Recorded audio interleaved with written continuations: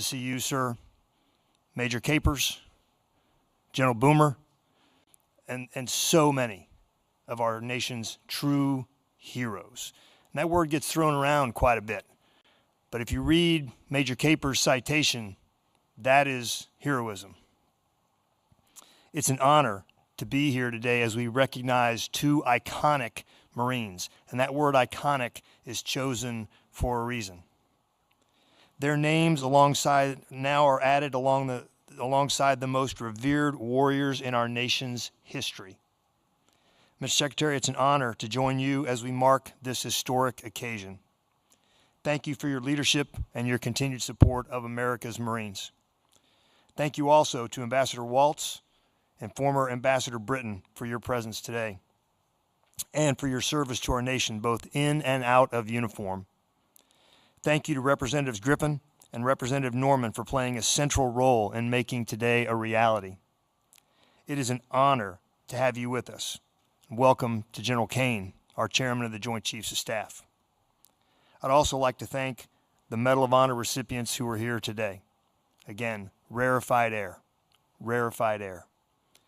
Colonel Barney Barnum, Sergeant Dakota Meyer, we are truly in your debt, truly. Throughout the history of our Corps, only 300 Marines have received the Medal of Honor, and that number just grew by 2. That is significant.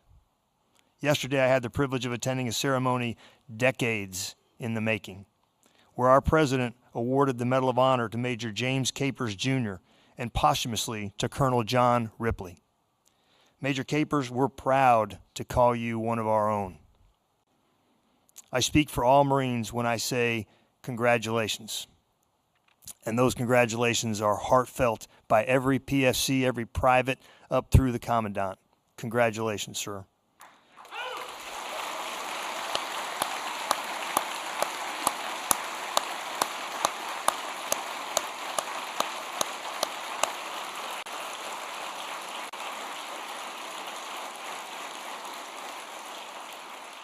You are still looking fit to fight.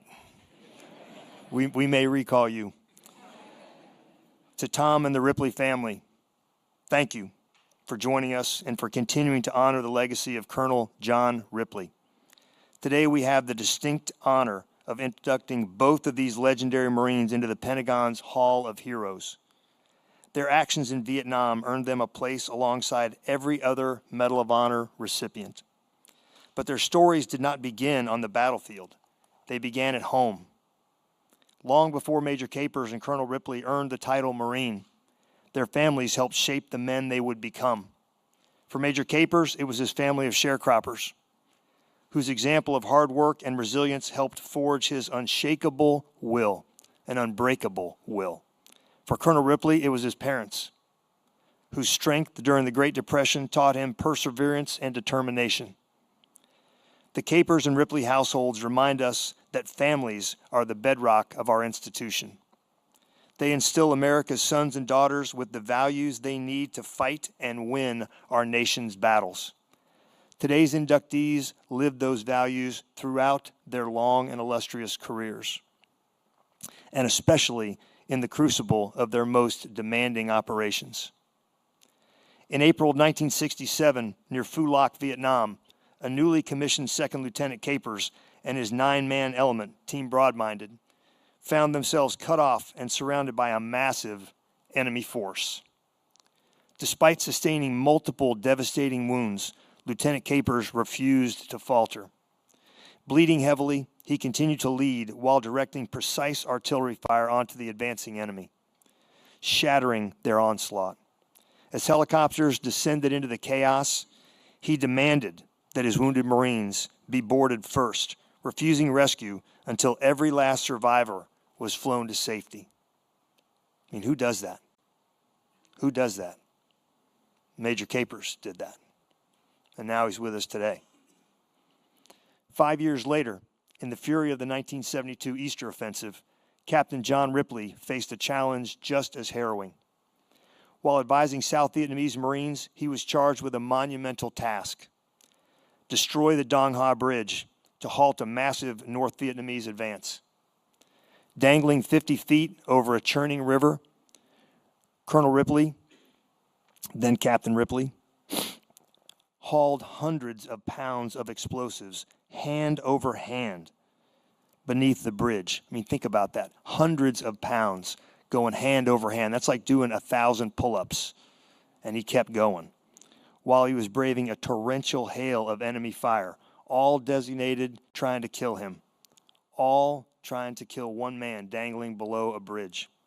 Starved of energy and tools, he clung to consciousness, using his own teeth to crimp the blasting caps in the charges.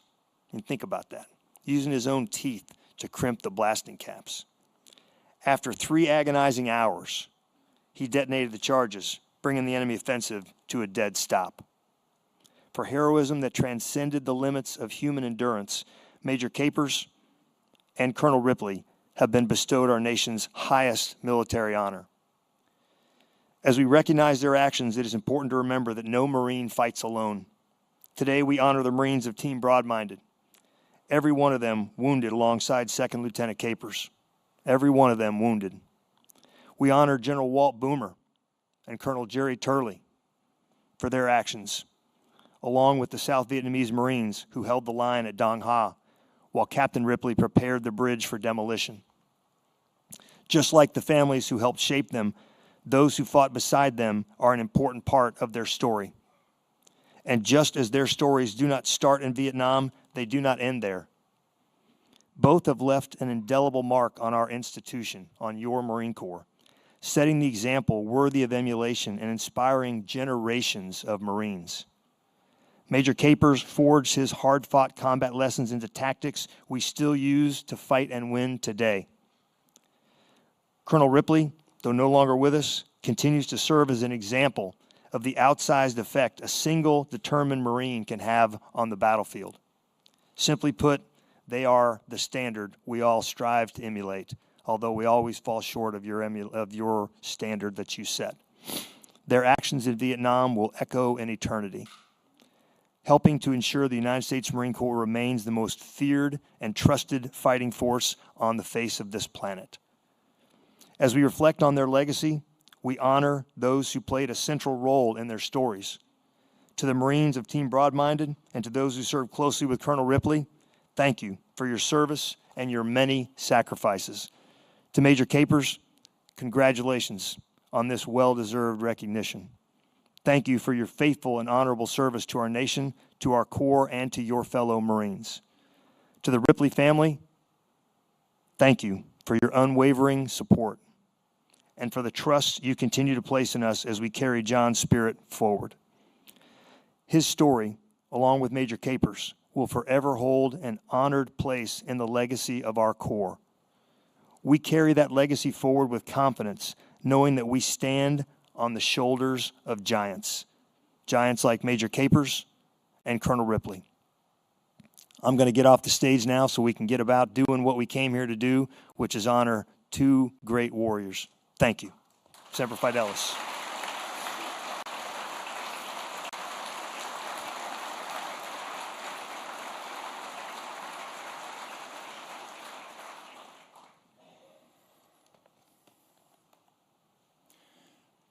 Ladies and gentlemen, the Secretary of War, the Honorable Pete Hegseth.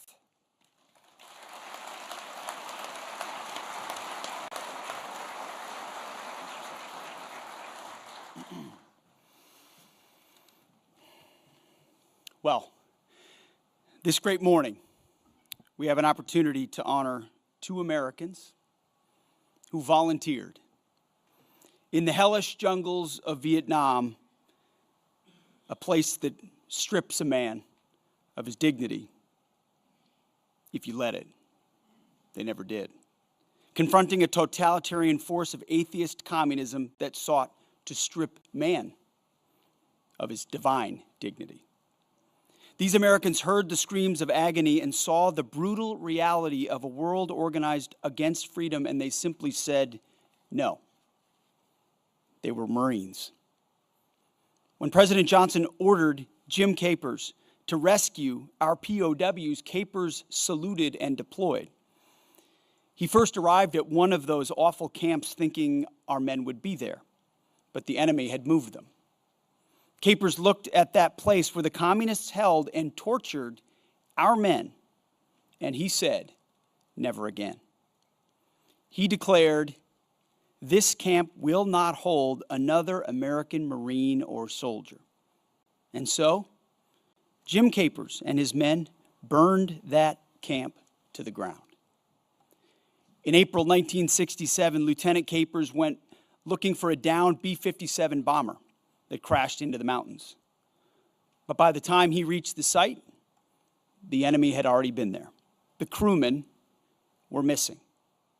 All Lieutenant Capers found were goggles, and he spotted the enemy's tracks nearby. He knew that he and his men needed to get to safety. Lieutenant Capers radioed for extraction, but the answer came back. It's raining, the weather is too rough, the chopper can't fly. We can't get you right now. And so, Lieutenant Capers huddled his men together. They negotiated minefields. They swam a river. And just as they were almost to safety, the enemy opened fire on them. Lieutenant Capers, undaunted. We killed a bunch of them, he said. At long last, a Sikorsky chopper appeared. Lieutenant Capers refused to leave before his Marines, as the commandant said. And he remained in command until all his men were aboard. Bleeding and weary as the chopper lifted off, Lieutenant Capers watched as thunder and lightning and high winds and rain moved in.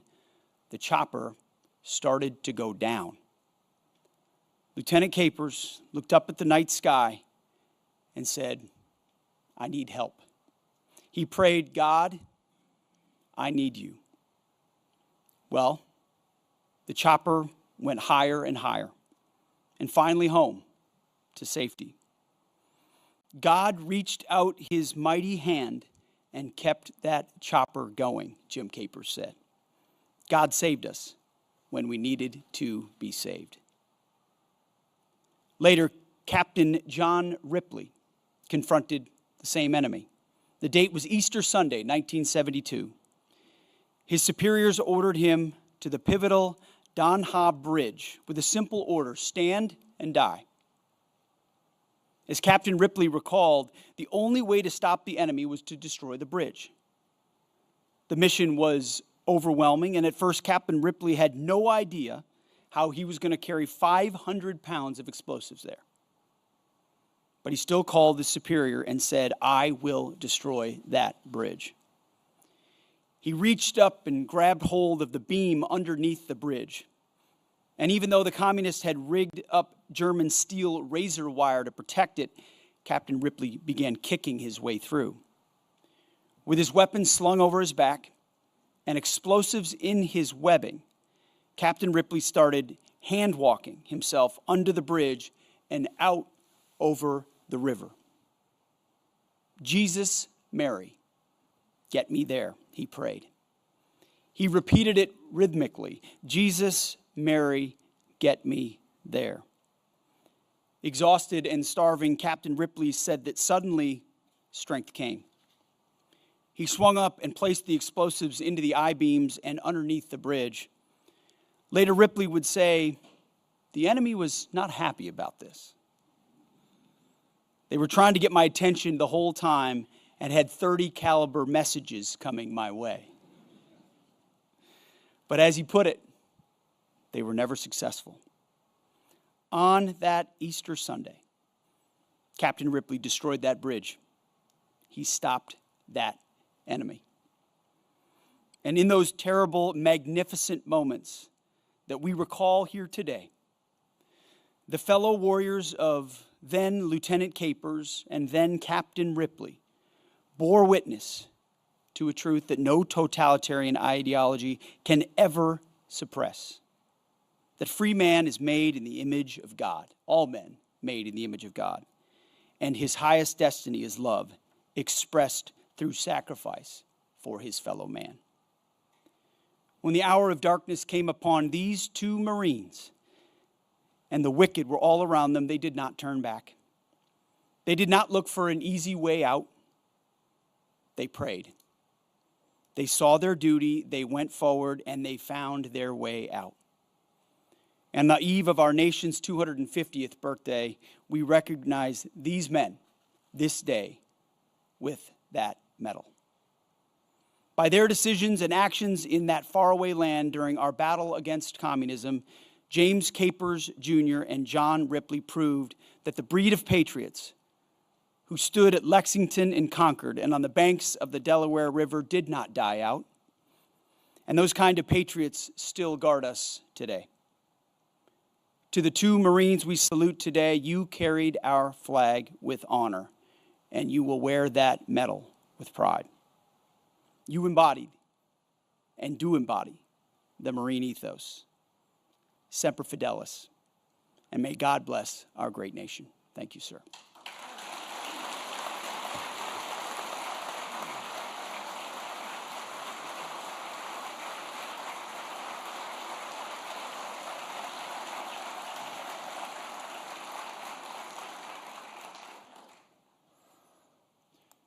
Ladies and gentlemen, at this time, we would like to invite Major Capers to the stage for the presentation of the Medal of Honor flag and unveiling of the Hall of Heroes plaque.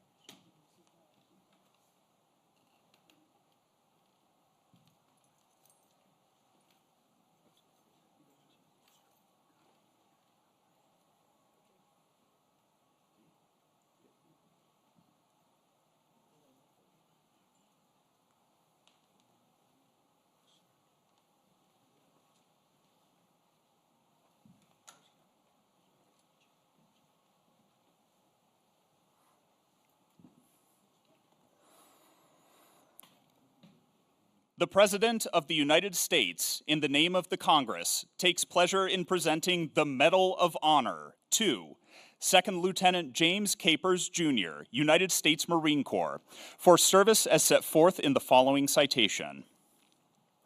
For conspicuous gallantry and intrepidity at the risk of his life, above and beyond the call of duty, as a team leader with 3rd Force Reconnaissance Company, 3rd Reconnaissance Battalion in the Republic of Vietnam from 31 March to 3 April 1967.